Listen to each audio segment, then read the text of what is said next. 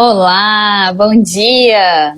Olá, bom dia, Manu. Que prazer estar aqui. Que Olá, pessoal. Boa tarde. isso! Bom dia ainda, Bom né? dia ainda! Não chegamos no meio-dia ainda. Tá quase. Tá quase. Eu quero agradecer demais, já começar agradecendo a presença. Sei que não estava muito numa manhã boa, mas ainda assim firmou o compromisso, está aqui comigo para a gente bater esse papo. Para quem conhece o Almoçando com Manu, é um bate-papo que eu tenho realizado com vários convidados aqui nesse horário do almoço, para a gente conversar de uma forma mais descontraída e se conhecer um pouco mais, porque a gente sabe que aqui o Instagram passa uma porcentagem muito pequena, né, Cris, do que a gente realmente é. E aí, nesse bate-papo aqui da live, a gente consegue adentrar um pouquinho mais na nossa personalidade, no jeito que a gente gosta de trabalhar, enfim. Então, eu quero desde já agradecer, porque no dia que eu fiz o convite, você já aceitou.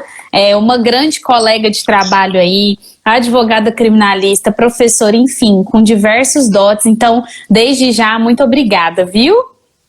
Manu, eu que agradeço, assim, é ótimo ter a oportunidade de falar um pouco da nossa vida, do nosso trabalho. Você estava falando essa questão do Instagram e eu fiz até uma postagem semana passada falando que no Instagram tudo é muito glamouroso, né? A gente olha feed de Instagram, parece a vida perfeita. Então é muito bom quando a gente pode falar também dos nossos desafios, da nossa história, isso é muito bom. Então já te parabenizo aí pela iniciativa de ter esse programa que você tem aqui, muito bom, eu tenho certeza que influencia muito positivamente todo mundo que está acompanhando. É isso aí.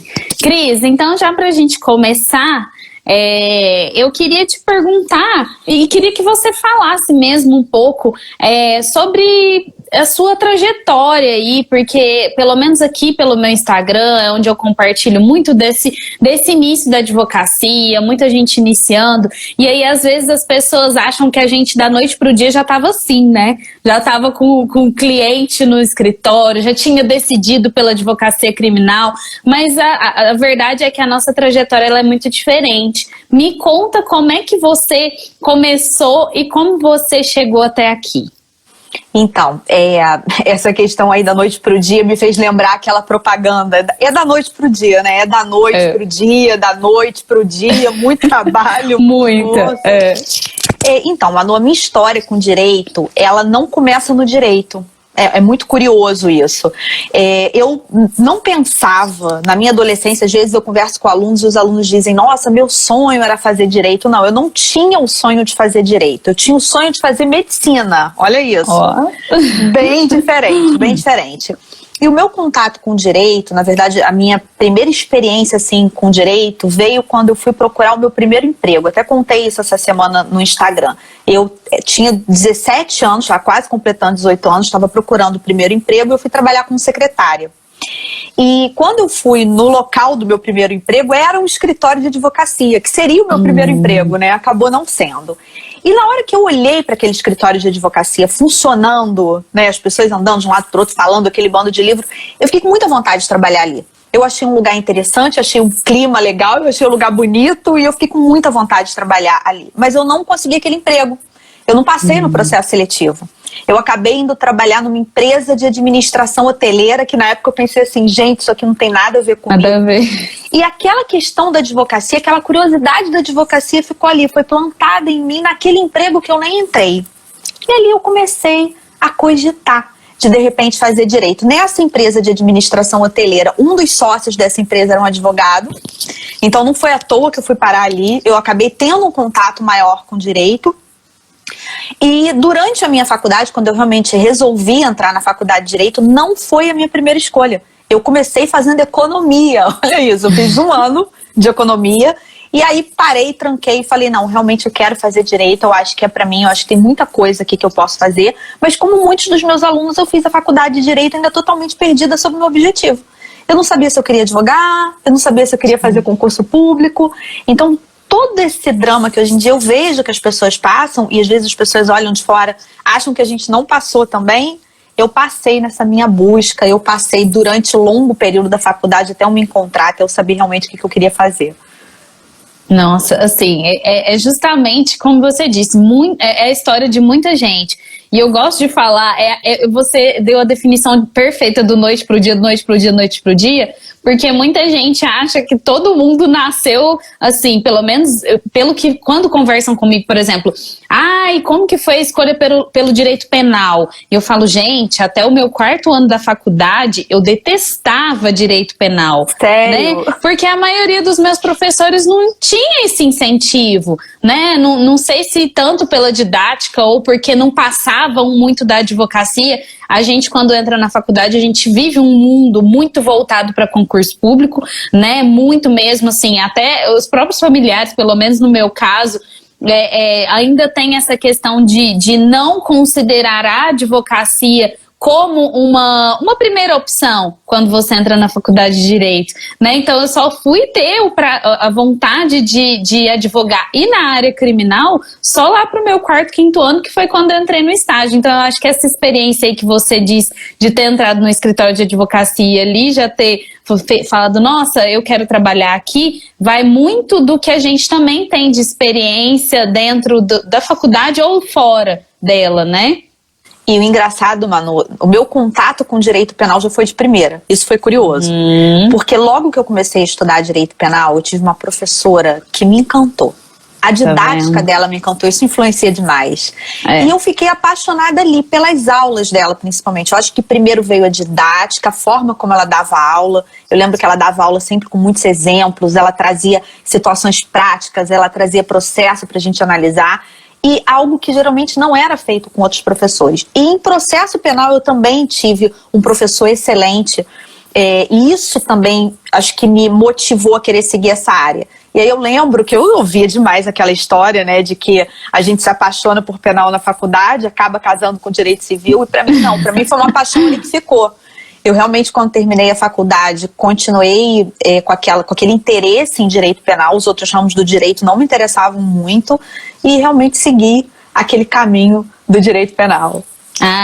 E olha que seguiu muito bem, né? Tenho o maior prazer em falar que é minha colega de trabalho, porque realmente desenvolve um trabalho incrível. Cris, eu quero te perguntar, além disso, assim, logo que você saiu da faculdade e iniciou na advocacia, quais que foram, assim, os primeiros medos ou dificuldades que você enfrentou ali já logo no início?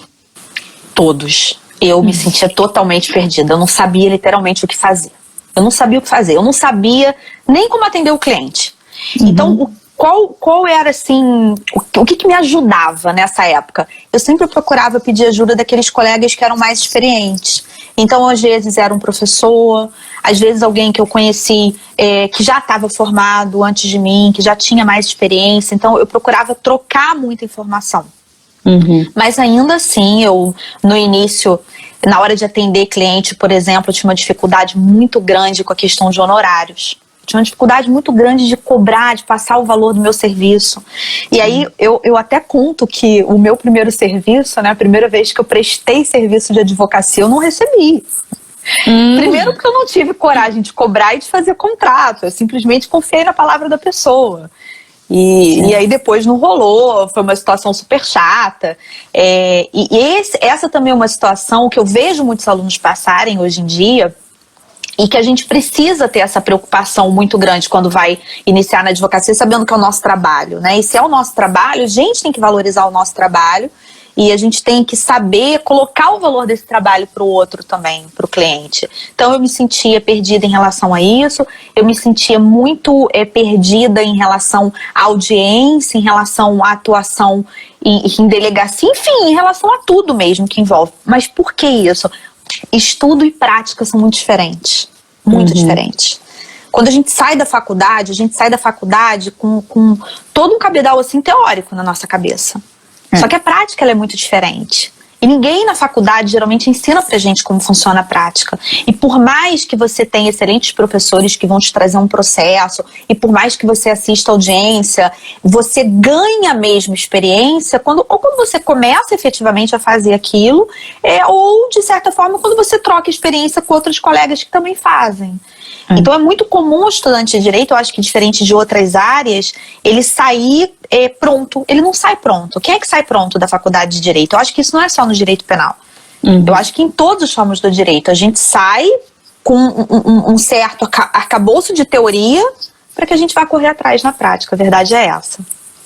É isso mesmo. Eu tive o privilégio de, enquanto estava nos meus dois últimos anos da faculdade, de fazer estágio na defensoria pública e em varas criminais, o que pelo menos essa questão da prática me deu uma certa tranquilidade, pelo menos por eu já ter feito petições, ter pegado processos específicos de diversos crimes, né? Então me deu um pouco dessa tranquilidade, mas mesmo assim, isso que você falou do lidar com o cliente, eu acho que tinha que ser uma matéria na faculdade. A gente tinha que ter uma matéria para você, oratória, precificação, enfim, para você poder ter esse aprendizado de como falar e como lidar com o cliente, né?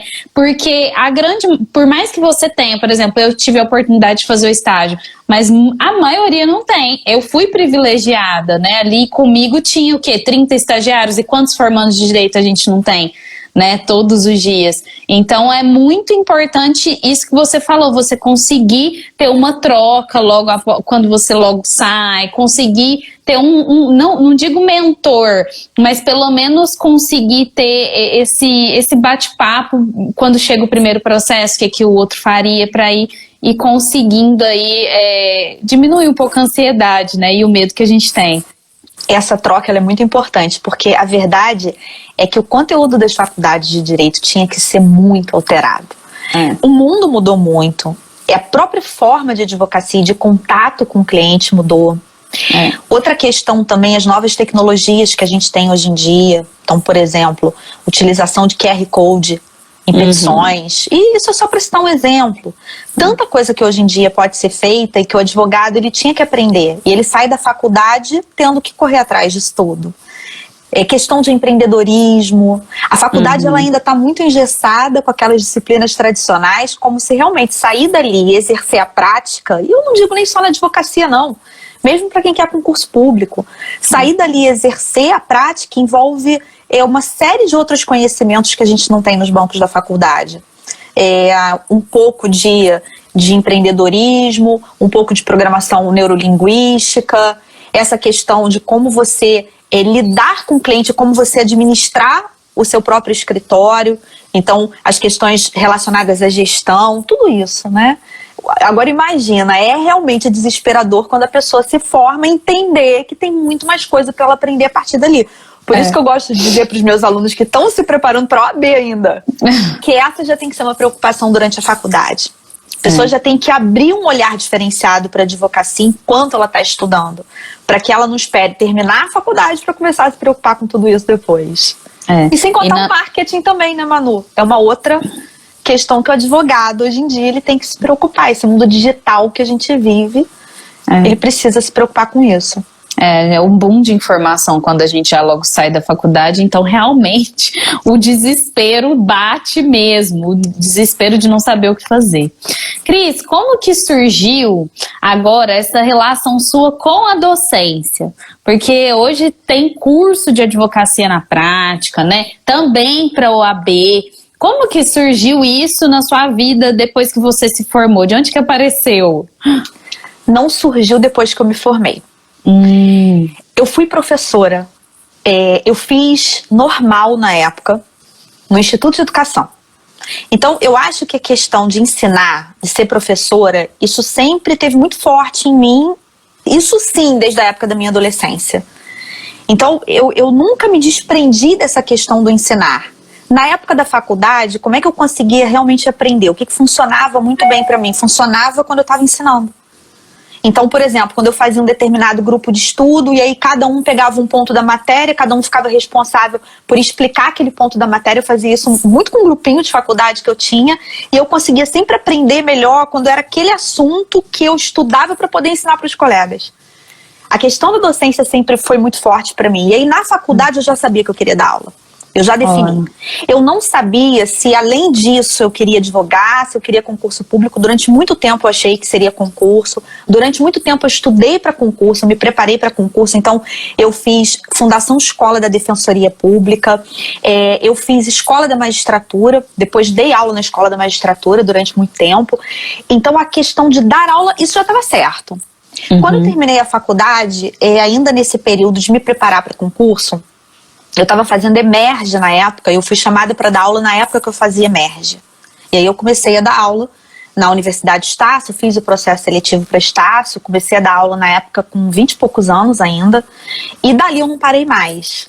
Só que o que eu percebia, Manu, você falou da questão de hoje em dia eu dar aula de prática na advocacia criminal e preparar para a OAB, o que eu notei quando eu comecei a dar aula em faculdade, bom, primeira coisa foi essa enorme distância que a gente tem entre o que se aprende na faculdade e o que se precisa para colocar na prática criminal, no dia a dia, na prática qualquer que seja ela. Isso era uma coisa que me incomodava muito.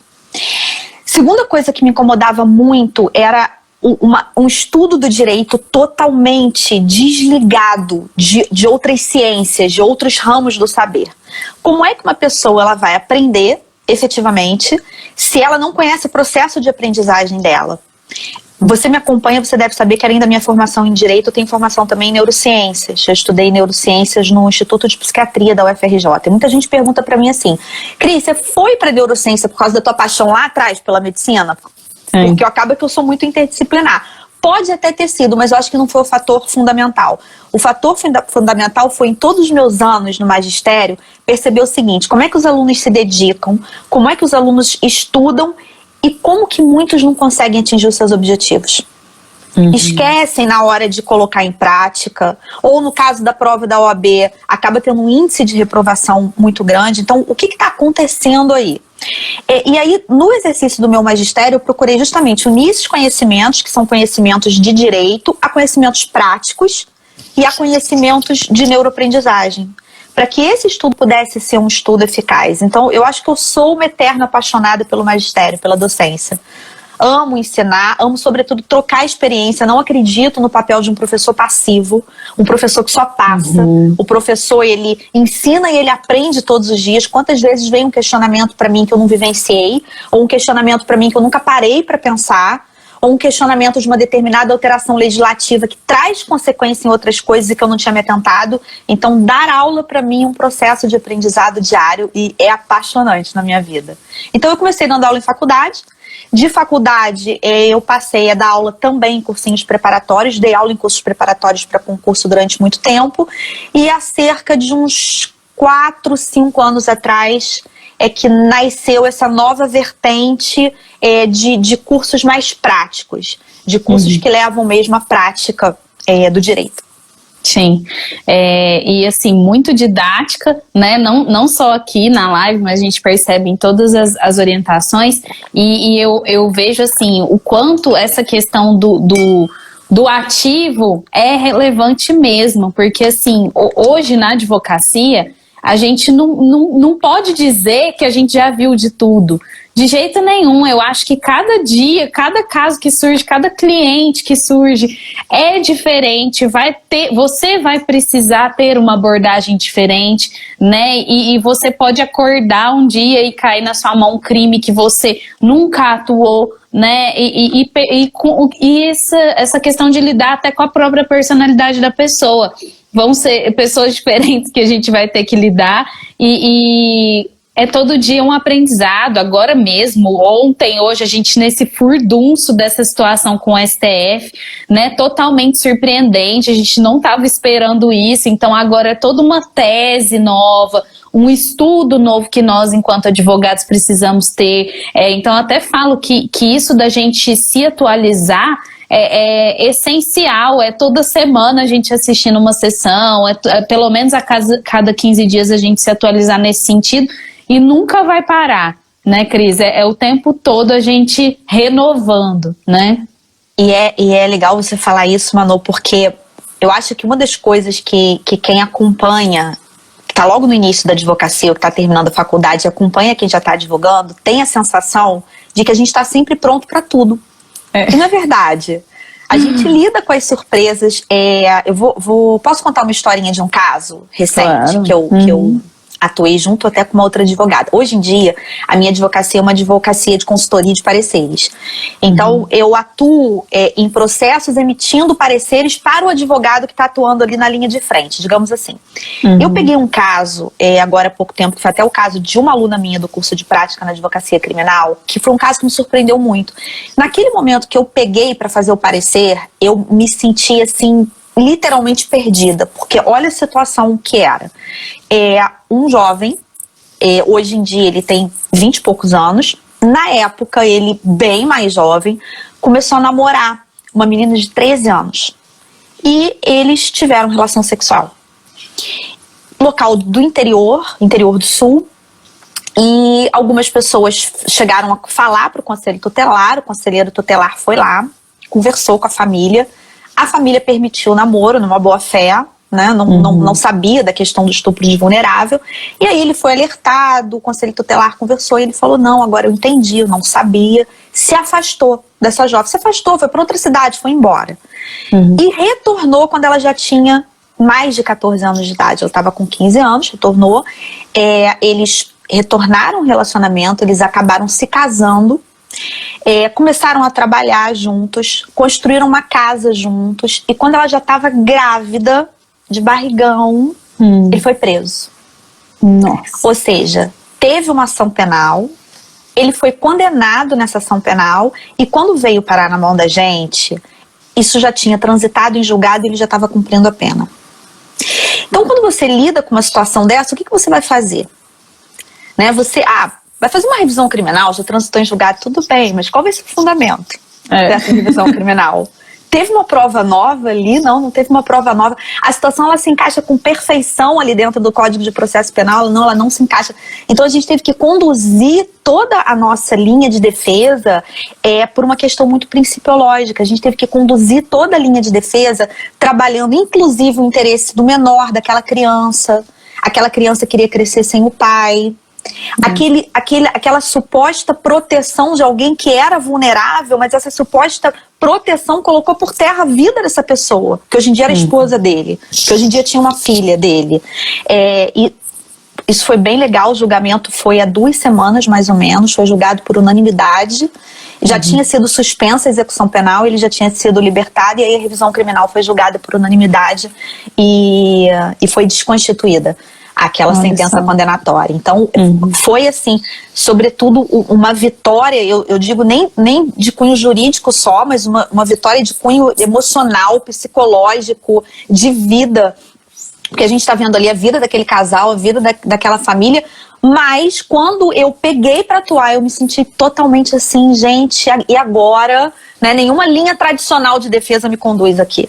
Então a gente também acontece, mesmo quando a gente tem alguns anos de atuação, quando a gente tem experiência, muitas vezes a gente pega e vai dali mesmo estudar muito para desenvolver uma tese que seja eficaz e que dê certo. Sem dúvida.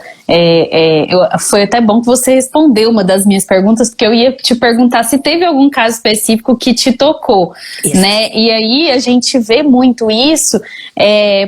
Claramente, a gente pode até falar de insegurança jurídica, mas o que a gente quer dizer é que cada caso vai surgir uma coisa diferente que não está previsto, né? A gente fala muito que a advocacia criminal é defesa da lei, é defesa do Código Penal e Código de Processo Penal, mas a verdade é que a gente tem que estar preparado para lidar com situações que vão mexer com o direito subjetivo, vamos dizer assim, né? Não só nosso, enquanto advogados, mas também dos nossos clientes que estão ali naquele desespero, naquela necessidade de que a gente resolva o problema, né? E um problema que às vezes no código não tem solução, às vezes na jurisprudência não tem solução, e a gente precisa se desdobrar para fazer valer o direito, né?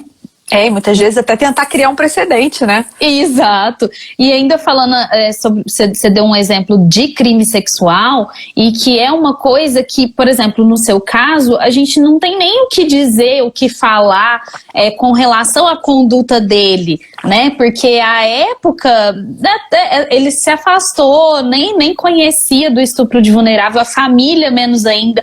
Então a gente também tem que estar preparado para lidar com esse tipo de situação, por exemplo, numa cidade pequena, em que efetivamente a pessoa a gente não pode alegar o desconhecimento da lei, mas a gente pode falar de uma questão cultural, de uma questão tradicional, e que cada lugar nesse país vai ser tratado de forma diferente, né? É verdade. E uma das coisas que me chocou nesse caso, Manu, é que teve uma sentença de absolvição, na verdade. Teve recurso do Ministério Público, ele foi condenado, em verdade, na segunda instância. Então isso me chamou a atenção, porque a gente estava diante ali de uma situação da constituição de uma família e de algo que deveria realmente, como você falou, ser interpretada, toda essa questão da localidade, de como foi efetivamente o caso concreto, e não colocar aquilo como uma regra absoluta. A gente sabe que em relação aos crimes sexuais, principalmente se a gente falar do estupro de vulnerável, alegar uma tese de erro de proibição é, sem sombra de dúvida, uma tese que não é muito acolhida. Isso é verdade, mas que o julgador tem que estar preparado para lidar com as exceções. O julgador tem que estar preparado para analisar se naquela situação ele deve afastar uma regra e deve sim acolher uma tese de defesa merecida, no caso concreto. Sem dúvida, é isso mesmo. Cris, e agora sim, a gente passando mais para um lado que eu sei que tem o curso da OAB, e eu sei que deve ter muita gente nos assistindo aqui que está nessa situação agora, né, de vários exames sendo adiados. O que você recomenda para esse pessoal que está aí, às vezes, no desespero, já doido nos ouvindo e pensando, nossa, tô doida para atuar, tô doida para advogar, mas está nessa transição? Manu, a gente tem que olhar nesse momento com um olhar positivo, não tem jeito. A gente vivenciou uma experiência no 31º exame que, de certa forma, eu vejo agora se repetir, que foi um adiamento grande. A gente chegou a ter quase um ano entre a prova de primeira e de segunda fase.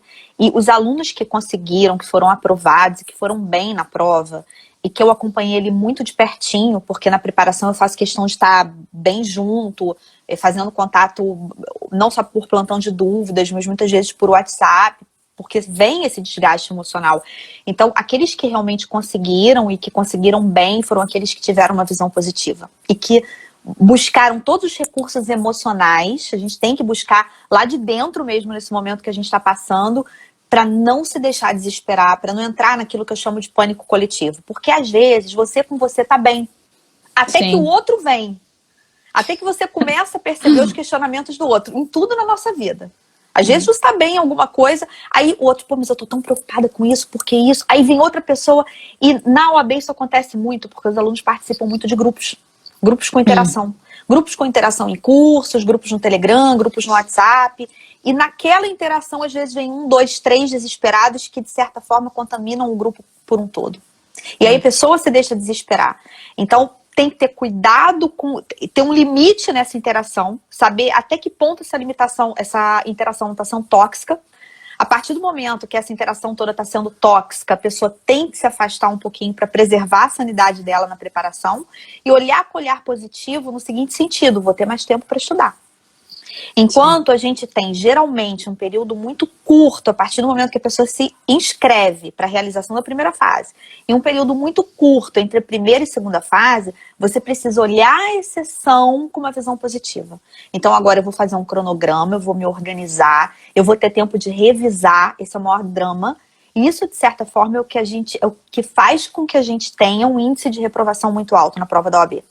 Porque é matéria nova e o aluno ele não revisa aquilo que ele já estudou. E para a gente poder lembrar de uma informação e não sofrer com branco, a gente precisa que aquela informação ela saia da nossa memória de curto prazo e passe para a nossa memória de longo prazo. Isso é em tudo. Imagina que você me fale um telefone agora. Eu vou conseguir saber esse telefone? Vou. Mas daqui a meia hora eu ainda vou saber esse telefone? Agora, se eu sair daqui repetindo esse número de telefone, vou. Se eu sair daqui, terminou a live, eu vou repetir, vou pra cozinha repetindo, aí o que vai acontecer? Eu vou, naquele processo de repetição, passar essa informação para minha memória de longo prazo. Por isso que a gente guarda, por exemplo, aqueles números de telefone que a gente costuma ligar todo dia. Com o aprendizado, com a matéria, não é diferente. Quando a gente revisa, a gente vai sedimentando aquele aprendizado. E por isso a gente lembra na hora da prova. Então eu sempre dou uma dica que é o seguinte: vai passar para aula 3, por exemplo, de Direito Penal? Pega o teu caderno, lê a aula 1 e a aula 2. Vai passar para a aula 4? Lê a aula 1, aula 2 e aula 3. Então, se existe esse tempo maior em virtude do adiamento, esse processo de revisão vai ser mais intenso. E isso vai ser algo produtivo. Porque isso vai praticamente eliminar o branco. Quando chegar no dia da prova, você não está com aquele receio, com aquele medo tão grande de não conseguir a aprovação e ter que fazer uma outra prova da OAB. Tendo o olhar positivo, vai conseguir, vai olhar para esse tempo como algo que vai te ajudar. E claro, controlar a ansiedade. Lógico que todo mundo quer começar a trabalhar, quer começar a advogar, ou enfim, quer empreender na advocacia, mas quer a carteirinha da OAB. Mesmo, vou começar a advogar depois, mas eu quero a carteirinha agora. Essa ansiedade é natural. Mas sem o controle dessa ansiedade, o processo de aprendizado ele fica viciado, ele fica prejudicado. É isso mesmo, eu entendo assim, até o Maurício e o Wesley estão aqui falando que estão em pânico pós-faculdade, né? Isso é uma coisa totalmente comum, ainda mais agora nessa situação, mas não só a visão positiva, mas também entender que tem muita gente na mesma situação, né? Que todo mundo tá no mesmo barco e vai alcançar do mesmo jeito e aproveita. O positivo da OAB é que a gente não tá lutando contra ninguém, né? Não tem um número de vagas específico. Então é você contra você mesmo e a gente pode aproveitar exatamente o que você disse, esse tempo para revisão e mais tempo de estudo para garantir aí uma aprovação, né? Sem dúvida. Às vezes a gente fica com um pânico muito grande em virtude do tempo. Eu lembro da minha história mesmo com a carteirinha da OAB. Eu não tirei a carteira da OAB logo que eu me formei.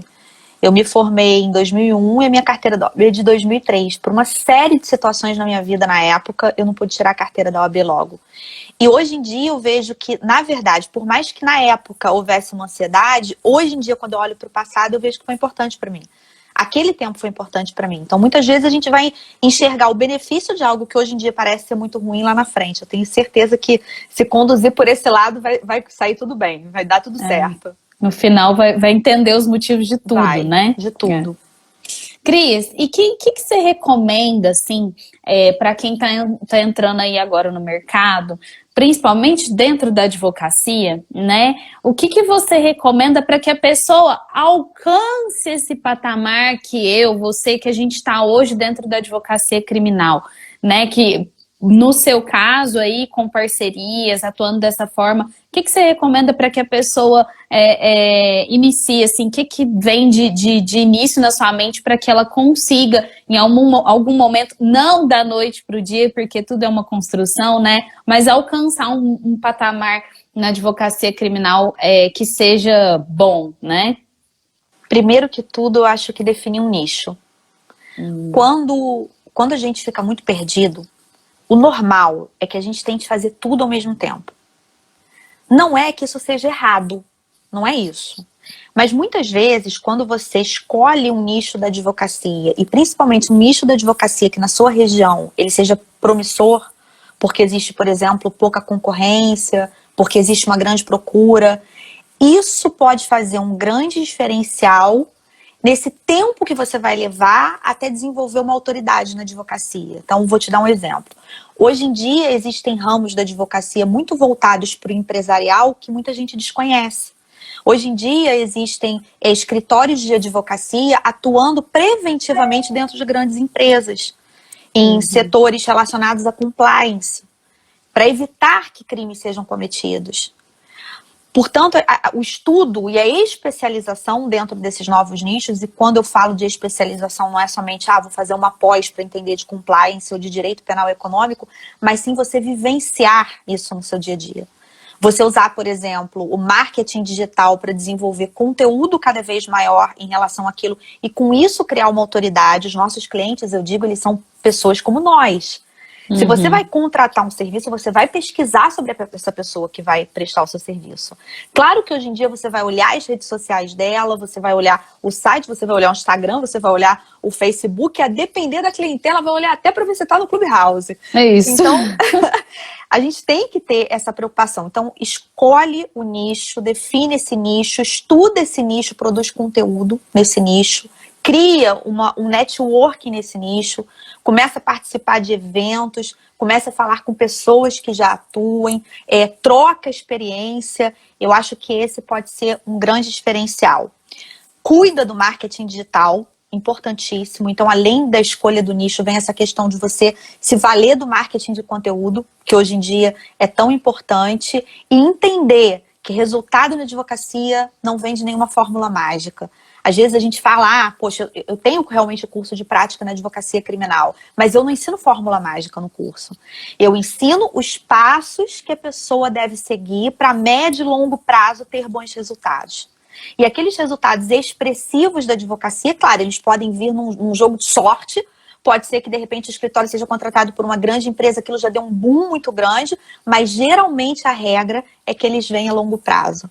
Porque eles vêm de indicação, porque eles vêm daquele conteúdo que está sendo produzido e que está sendo espalhado. Então, aquele que está no início também precisa ter paciência e entender isso. Porque se ele esperar que existe uma fórmula mágica que traga resultado imediato, o que acontece? Ele desanima. Sim. E quando ele desanima, ele desiste. E quando ele desiste, os resultados não vêm mesmo. E eu acho que essa questão de você começar a trabalhar nesse sentido para alcançar é uma coisa que a maioria não faz. Vai andando ali conforme a banda toca, né? Chegou um cliente, ok. Chegou outro cliente, ok. Mas efetivamente aquele que coloca meta no papel mesmo e como você disse, escolhi o nicho tal. E aí, a partir daqui, o que eu preciso fazer para alcançar esse meu cliente? Onde eu preciso estar? Em que eu preciso me especializar? Enfim, quem realmente senta na cadeira e faz esse planejamento a longo prazo é quem realmente se destaca, né?